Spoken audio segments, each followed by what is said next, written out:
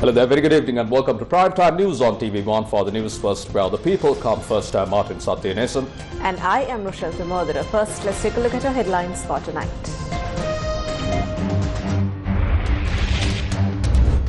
UK sanctions on 4 Sri Lankans, including 3 former military commanders, a unilateral action, says Ministry of Foreign Affairs. Government's position conveyed to the British High Commissioner. Proposal to remove Deshabandhu Tennakone as IGP to be taken up in Parliament on the 8th or 9th of April. 4 suspects involved in the nightclub brawl who allegedly accompanied Yoshitha Rajapaksa surrender to the Central Crime Investigation Bureau.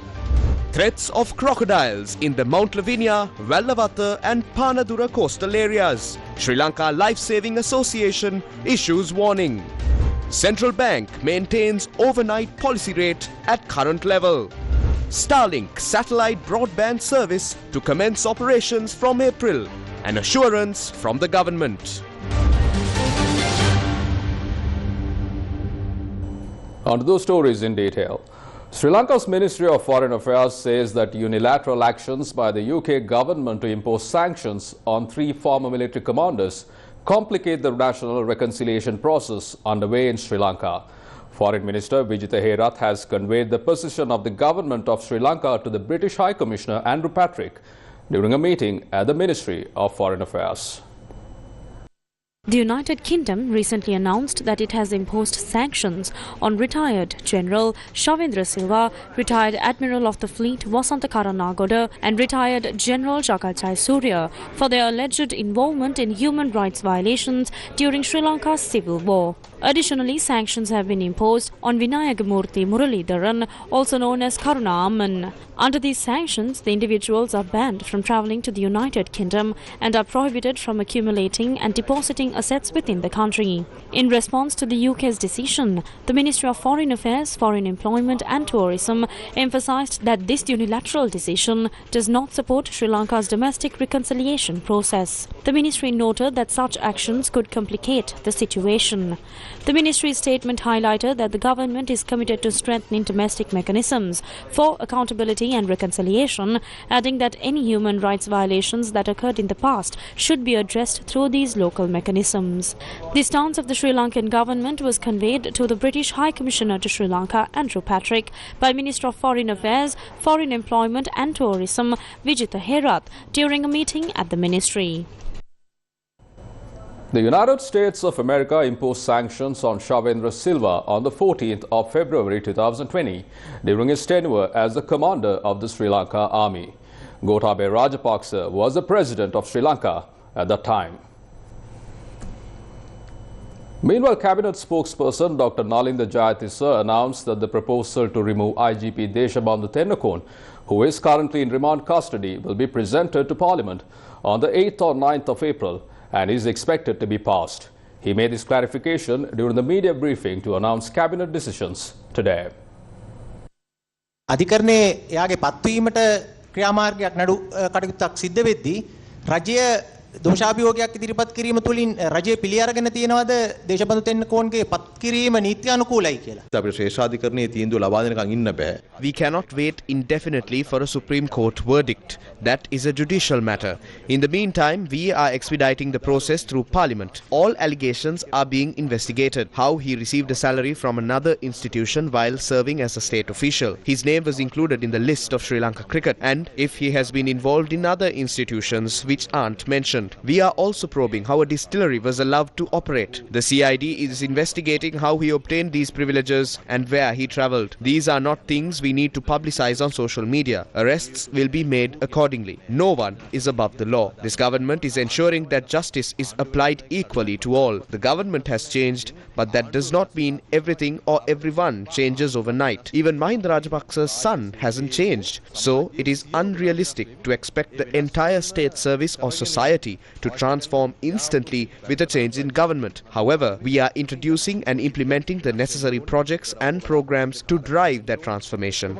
The police too must evolve and become more efficient than before. These changes take time. they cannot happen overnight. We are taking steps at both the political and senior administrative levels, and we believe the rest will follow in due course. ඉතුරු අයත් ඒකට අනුගත වේවි කියන බලාපොරොත්තුවක් අපිට තියෙනවා. පොලිස්පතිතුර තනතුරින්වත් කරොත් ඒක කියන්නේ අර කලින් තිබිච්ච මේ සීනියර් DIG තනතුරට යනවාද?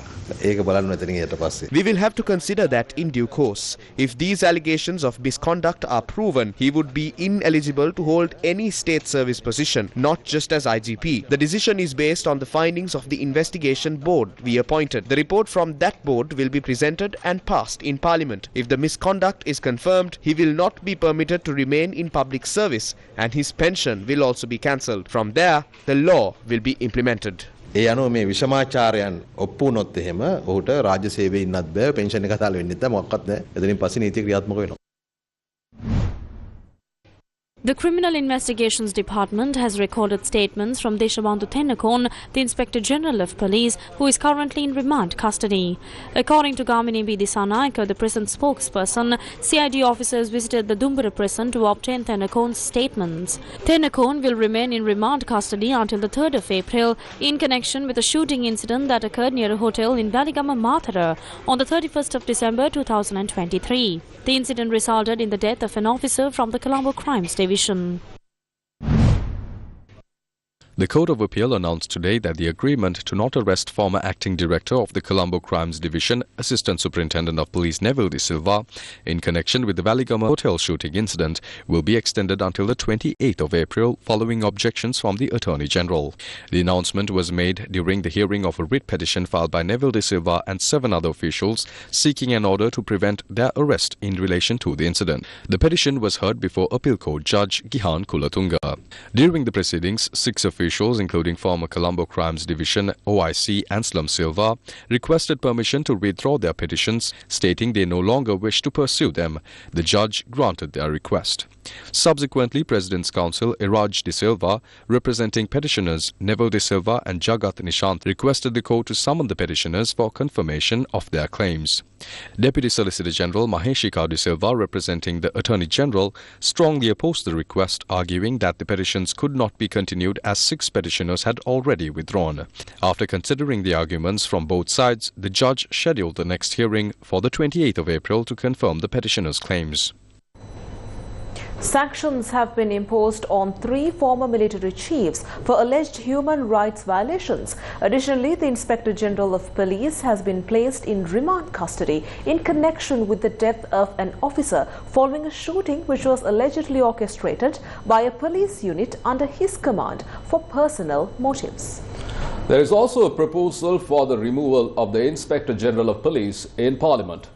Meanwhile, the Batalanda report has revealed serious allegations of abductions, torture, murders and disappearances of young men and women during the 1988 and 1990 period. The report, which has been presented in Parliament, is scheduled for debate on the 10th of April. In recent days, numerous crimes exposed by the Batalanda Commission report have come to light. The report uncovers information indicating that individuals were abducted, tortured, murdered or disappeared under the guise of suppressing insurgent activities, often for personal vendettas and extortion.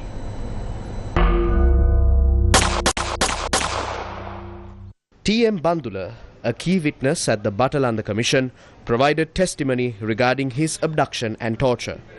Bandula served as the personal bodyguard to Ossi Abegunasekara, a prominent politician and leader of the Sri Lanka Mahajana Party. Following the assassination of the former party leader Vijay Kumaratunga, Abegunasekara enlisted Bandula's services for his personal security.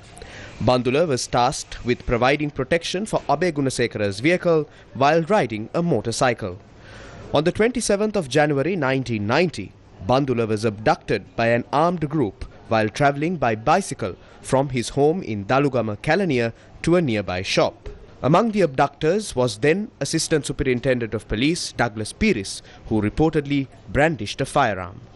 According to the Batalanda Commission report, Piris identified himself and demanded that Bandula, who was blindfolded and beaten, get into a vehicle, threatening to shoot him if he did not comply. Bandula was taken to the Paliagoda police station and subsequently transferred to another vehicle, which was then driven to the Batalanda housing complex with several tires on him. There, Bandula was confined to a room, handcuffed to a nearby object and subjected to severe physical abuse. 2 other individuals in the room were blindfolded and bound. Bandula inquired from one of them the reason for his abduction to Batalanda. One of the individuals had previously taken legal action against ASP Douglas Piris, accusing him of assault.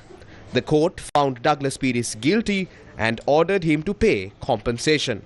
Bandula's testimony revealed that after the compensation was paid, the complainant was abducted and taken to the Batalanda torture chamber. During his detention, Bandula was subjected to severe beatings, often being hung upside down and struck with poles. He was moved between several houses, and at one location, police officers informed him that Denzil, Basil, Upali and Quintus had been abducted and murdered there. One morning, a police officer informed Bandula that his arrest was based on false information and that he would be released. The officer instructed Bandula not to disclose his ordeal to Ossi Abegunasekara. However, Bandula overheard a conversation outside the building revealing plans to take him to the Ratgavatta bridge that night, shoot him near the ear, remove his handcuffs and throw him into the river. Fearing for his life, Bandula escaped by jumping out of a window, climbing over a barbed wired fence and fleeing to the Badugevatta village. There, he sought refuge at a relative's house, where he managed to remove his handcuffs with their help. Bandula then fled to Ossi Abegunasekara's residence in Colombo. Bandula stayed at Abegunasekara's house for 4 months before travelling to Saudi Arabia for his safety. He returned to Sri Lanka in July 1993 and provided a statement to the Criminal Investigation Department in August 1994. Tragically, Ossi Abegunasekara was killed in a bomb attack targeting Gamini Disanayaka on the 9th of November 1994. Shouldn't these crimes be thoroughly investigated beyond mere debates?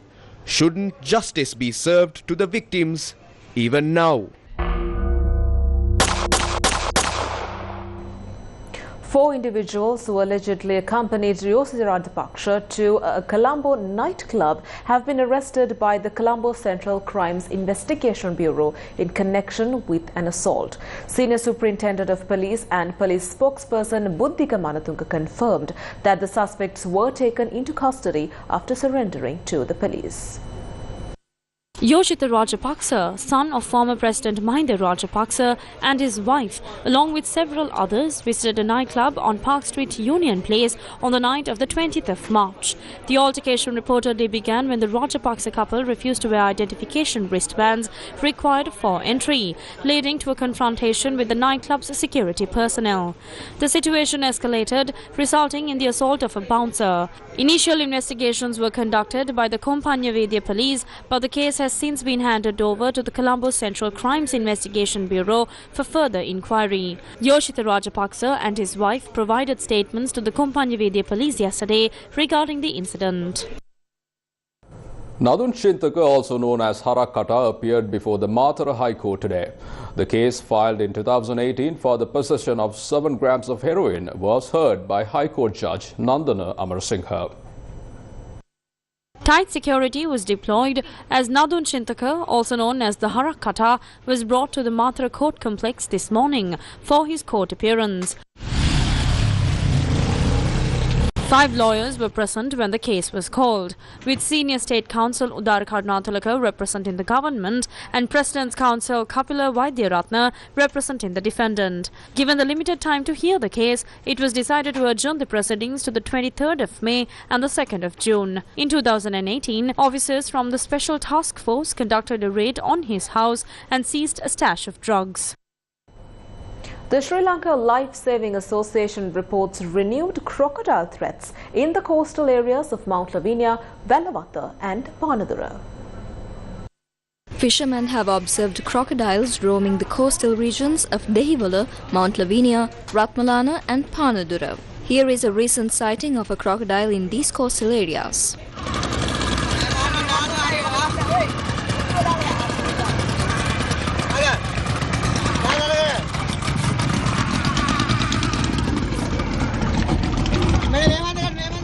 Yesterday, a group of fishermen captured a crocodile and handed it over to officials at the Bellanvilla Attidia Wildlife Office.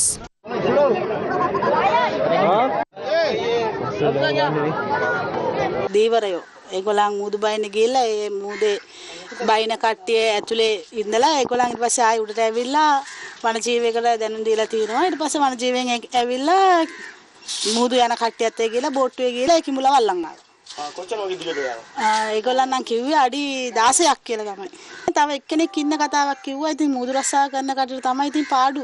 These coastal areas are frequented by both local and international tourists. However, due to the current crocodile threats, these areas are becoming increasingly dangerous. Asanka Nanayakara, Chief Executive Officer of the Sri Lanka Life Saving Association, stated that authorities must take swift action to address this issue. මුහුද සැර අඩු කාලවලදී රට අභ්‍යන්තරයේ ගංගා වැව් ඇලදොලවල ඉන්න කිඹුලන් මුහුදට යෑම සාමාන්‍යයි. During periods of low tide, crocodiles from inland rivers, lakes and canals naturally migrate to the sea. Over the past 3 years, sightings of crocodiles in these coastal areas have increased. This poses a threat to both the tourism industry and local visitors to the sea. Yesterday, reports indicated that a 16-foot crocodile was captured within 3 kilometers of Mount Lavinia. This adds to the sightings of crocodiles in the coastal areas of Mount Lavinia and Vallavatta. ලබා දීලා තියෙනවා ඒ තොරතුරු වගේක්. ඉතින් ඒකත් එක්ක නැවතත් මේ කිඹුල් තර්ජනය මේ ගල්කිස්ස වැල්ලවත්ත සහ මේ අවඩ ප්‍රදේශයට ඇවිල්ලා තියෙනවා. Newsfirst, main sponsor. තෙහෙලුනේ මේ ටෝකියෝ සුපර් ඕන වැඩකට super.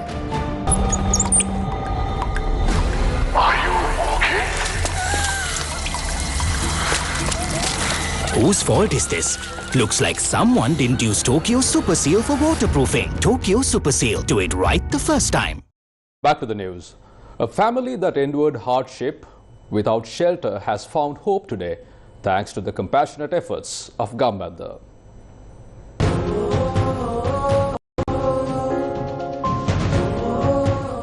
This humble abode in Run Havadigama, Uwaparnagama was home to E.D. Simon and baby Nona. They lived here with their 2 sons and daughter-in-law. Their lives were fraught with challenges, especially when one of their sons fell ill, adding to their daily struggles and the dire need for proper shelter. After Newsfirst's Badulla correspondent Lushantha Ratnayaka shared their story with Gammadda, Mantri Amarasinghe from Borella stepped forward with unwavering support to build a new home. Though she could not be present today, her generous contribution enabled the foundation stone to be laid with blessings from Venerable Angunnave Ratanasara Thera of the Sri Bodhi Anganarama Temple in Uvaparnagama. Assistant Divisional Secretary P.L. Gayani Geetika, Ambagasdowa Police OIC R.M.K. Ratnayaka and Uvaparnagama Divisional Secretary H.N.B. Manike, along with many other officials, graced the occasion.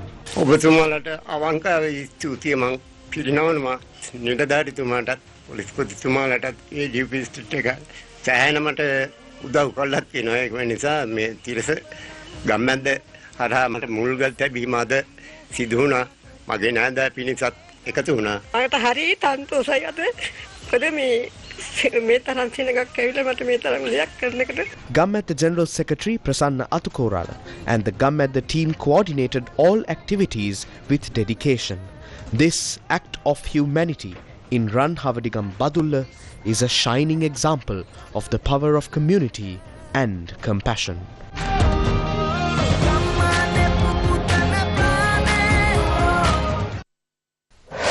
News First with the people. The local government election Sri Lanka 2025. The acceptance of bonds for the Punakari, Mena and Dehiyathakande Pradesh Sabhas for the upcoming local government elections concluded at 12 noon today.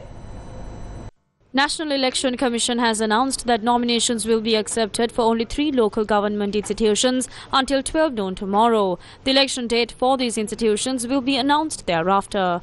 The elections for the remaining 336 local government institutions are scheduled for the 6th of May.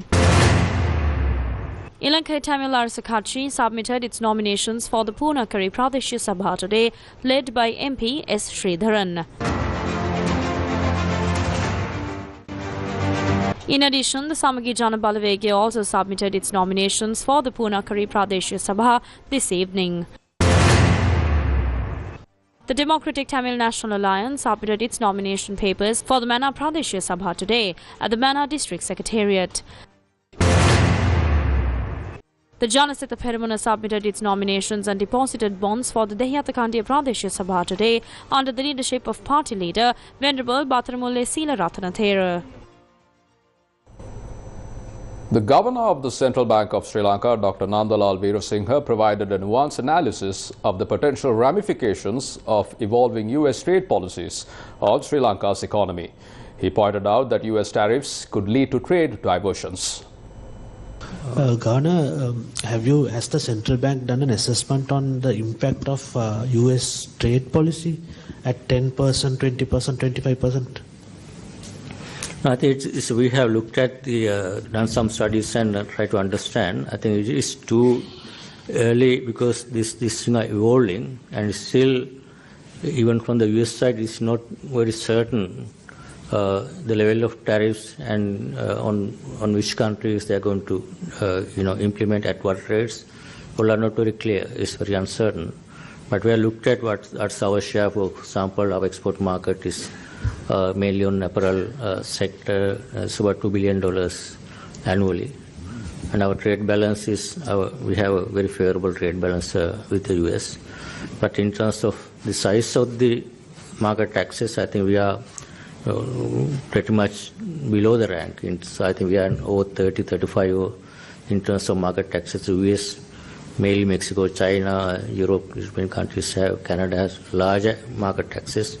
We are very small compared to other countries. We are closely monitoring, but so far we are not seeing any kind of impact so far, because any impact probably we have to see clearly what will be the policies of the administration, and on which countries those are going to be imposed, and whether there will be a trade diversion as a result of some countries having higher tariffs. There could be diversion from those countries. Orders may come here, can go to Bangladesh or can go to Vietnam. All these things we have to closely monitor all these developments. I think it's too early for us to come up with the kind of the firm assessment. What matters for us is whether that's going to have a demand, external demand is going to be affected. But we hear right now from our exporters, for the first 6 months, their orders are, who are exporting in the US, the order books are almost full. So the only thing is that whether second half new orders, whether come in our way, whether we won't come, we have to wait and see. The central bank has decided to keep the overnight policy interest rate unchanged. The decision was announced by the central bank governor during a media briefing held today. දැනට අවධමනය සහ උද්දමනය ඍණ ගේක පවතින තත්ත්වය తాවකාලිකව පවතින දෙයක් විශේෂ. The current level of deflation and inflation at negative values is temporary. It is primarily due to the continued reduction in electricity prices, rather than being a result of monetary policy itself. According to our forecasts, inflation is expected to return to normal by the third quarter of the year. We anticipate that the deflationary conditions will subside, allowing inflation to rise to a certain level and align with our target. Our current policy interest rate of 8% remains the most appropriate monetary policy stance. Accordingly, the Monetary Board has decided to maintain this rate at its current level. We are beginning to see signs of economic recovery, with the economy recording 5% growth last year. After 2 years of decline, there is now some expansion, and it is encouraging to see that positive trend continue. Credit flow to the private sector is also showing healthy progress.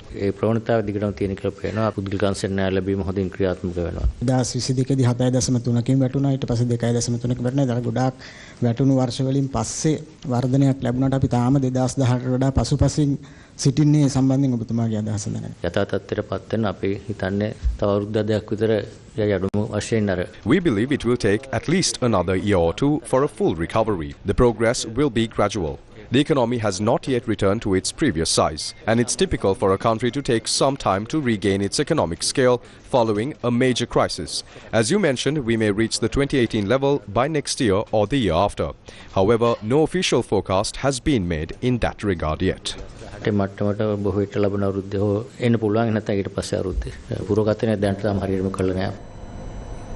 The Monetary Policy Board decided to keep the overnight policy rate at 8% at its meeting held yesterday.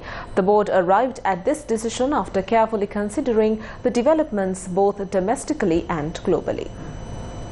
Yesterday, the Monetary Policy Board decided to keep the policy interest rate at the current level of 8% and also to keep the margin to form the standing deposit rates and standing lending rates to 50 basis points. The board remains confident that the prevailing monetary policy stance will ensure that inflation will move towards the target of 5% while supporting the growth of the domestic economy. On the inflation update, inflation remains at a deflationary level. We see continued improvement in earnings from tourism as well as workers' remittances, which largely supports the external current account surplus. On the tourist arrivals, we see up to 23rd of March, there has been more than 172,000 tourist arrivals recorded. And during the first 2 months, tourism earnings have been registered at around $768 million. Workers' remittances continues to be above 500 level for several months now. And during first 2 months, workers' remittances have been recorded at $1.1 billion. Gross official reserves remained at healthy levels by end of February, and we expect by end of March it will further improve with the receipt of IMF EFF tranche as well as notable purchases of forex by the central bank. The exchange rate, which recorded 10.7% appreciation last year, has recorded 1.4% depreciation thus far during the year. Ant International and Lanka Pay have officially launched Alipay Plus in Sri Lanka through Lanka QR, the country's national QR code standard. Lanka Pay announced a landmark partnership with Ant International, a leading global digital payment and financial technology provider, to introduce Alipay Plus acceptance in Sri Lanka. This collaboration will enable over 400,000 Lanka QR merchants across the country to accept cross-border QR payments from tourists and business travelers. Thanks to the support of the Central Bank of Sri Lanka, today we're proud to share that we have brought Alipay to Sri Lanka, together with Lanka Pay. It is our shared vision of enhancing connectivity between local businesses and global consumers. What is Alipay? It's not an app. It's a solution developed by Ant International that enables seamless, interoperable payments between global consumers and local merchants. Alipay is our gateway for global merchants to engage the fast-growing wallet users globally. Our Alipay ecosystem includes 36 payment partners and 1.7 billion users, connecting them to more than 90 million merchants in 66 markets. With Alipay Plus, visitors from 10 countries and regions can now make seamless transactions using 14 international e-wallets that include Alipay, Alipay HK, MPay, HiPay, GCash, Changi Pay and OCBC Digital, Touch and Go e-wallet and My PB by Public Bank Berhad, NavoPay and TossPay, TrueMoney, BigPay and Tinaba. The introduction of Alipay Plus is expected to significantly enhance payment convenience for travelers while driving growth and digital transformation in Sri Lanka's tourism and retail sectors.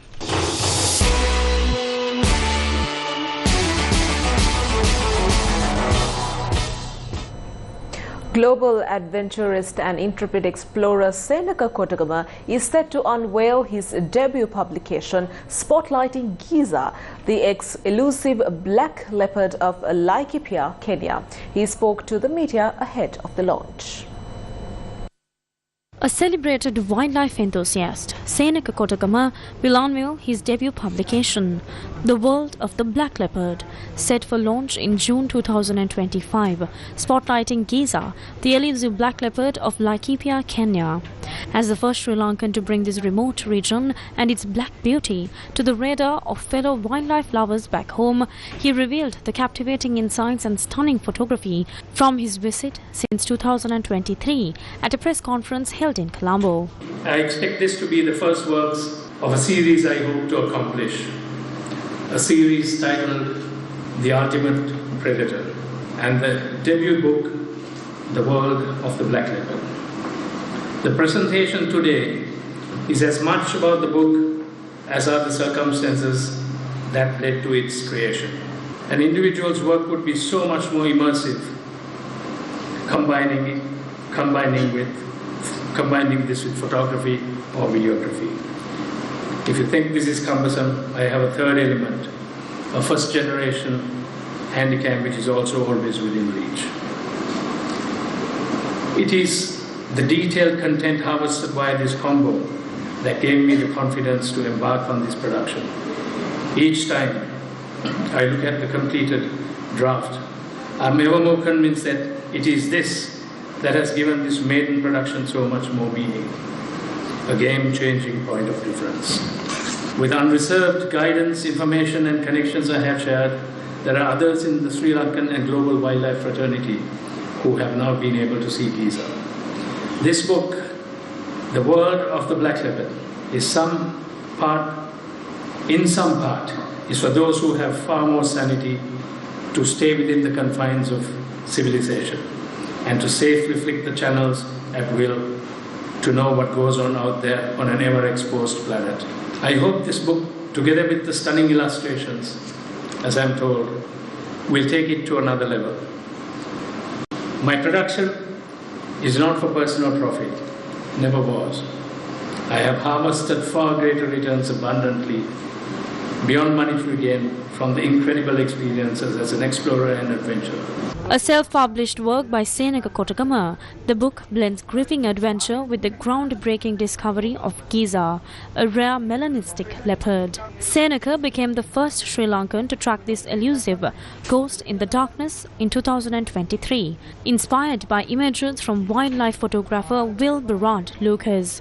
More than a memoir, this book offers readers an immersive dive into the wild, paired with a noble purpose, with all profits flowing through to the Rotary for Little Hearts project. Minister and Cabinet spokesperson Dr. Nalinda Jayatissa stated that the Starlink satellite broadband service will be available in Sri Lanka beginning in April 2025. As the Director General of the Telecommunications Regulatory Commission stated, we are aiming to offer this service to Sri Lankans starting this month. We have taken measures to provide this service here, ensuring it reaches the people who need it. At the same time, we are making arrangements to streamline these activities with a focus on national security. At the very beginning of the negotiations, attention should have been paid to the service received and national security. But we also have a responsibility. Whoever provides the service, we as the government has a responsibility, and we are intervening in that responsibility. We will receive that service from April onwards.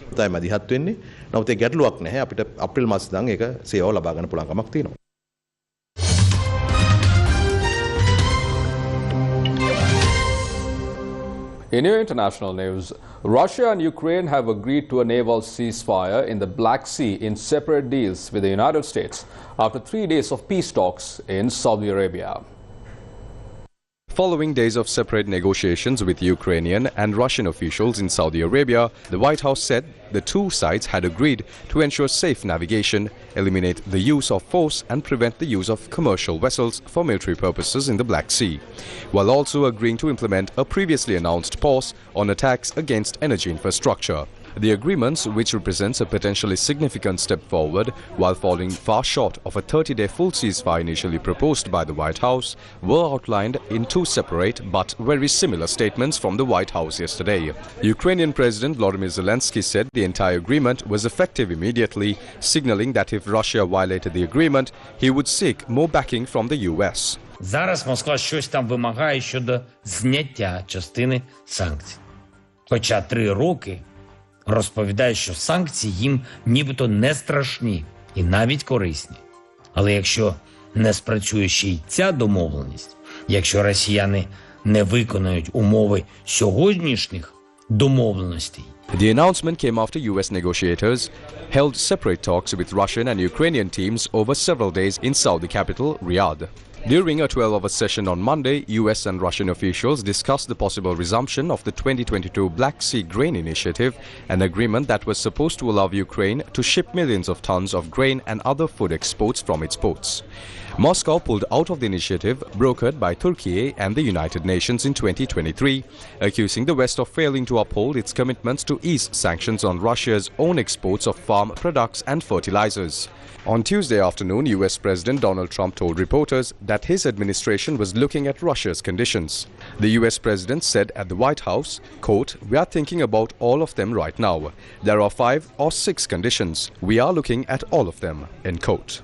We're in deep discussions with Russia and Ukraine, and I would say it's going well, but it's a situation we should have never had to even think about. Very, very big talks are going and detailed talks are going on right now on both fronts. It allows for people to get together, mediate it, arbitrate it, and see if we can get it stopped, and I think it will. That'll get stopped. Both Ukraine and Russia are major grain exporters, and prices rocketed after the start of the war. The Black Sea grain deal was put in place to allow cargo ships traveling to and from Ukraine to safely navigate without being attacked by Russia. The deal facilitated the movement of grain, sunflower oil and other products required for food production, such as fertilizer, through the Black Sea. It was initially in place for a period of 120 days, but after multiple extensions, Russia pulled out in July 2023, claiming key parts of the agreement had not been implemented. A helicopter fighting deadly wildfires in South Korea crashed today, killing the pilot as authorities race to bring the massive blazes under control.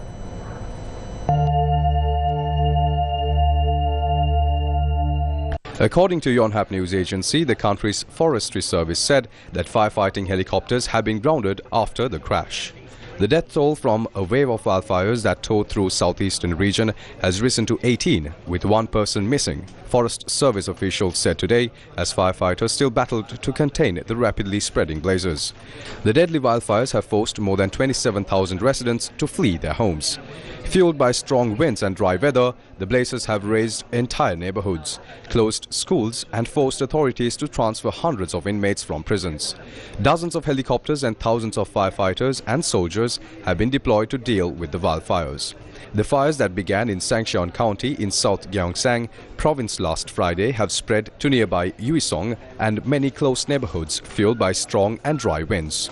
Today, Acting President Han Duck-soo called for all-out efforts to help prevent the further spread of deadly wildfires, describing them as, quote-unquote, the worst ever wildfires. Han added that so far the wildfires have destroyed 17,000 hectares of forests and 209 houses and factories. Thousands of firefighters and dozens of helicopters and vehicles were deployed to fight the blazes.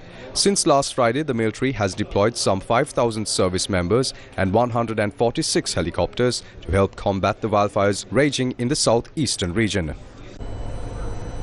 We leave you tonight with today's edition of Beautiful Sri Lanka, where we take you to a hidden gem. A breathtaking waterfall nestled in the scenic hills of Madalsima. Thank you for watching. Good night.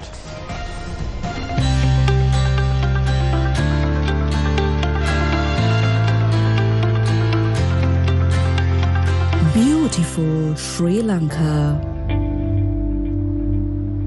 Madalsima, a breathtaking destination that continues to captivate both local and foreign travelers. No matter how many tourists pass through, many have not witnessed the awe-inspiring beauty of Siripatalla, a spectacular hidden waterfall.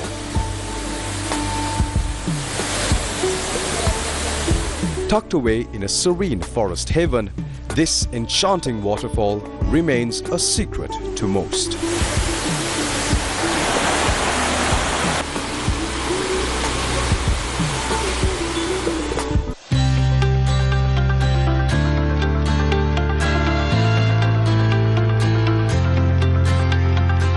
Beautiful Sri Lanka.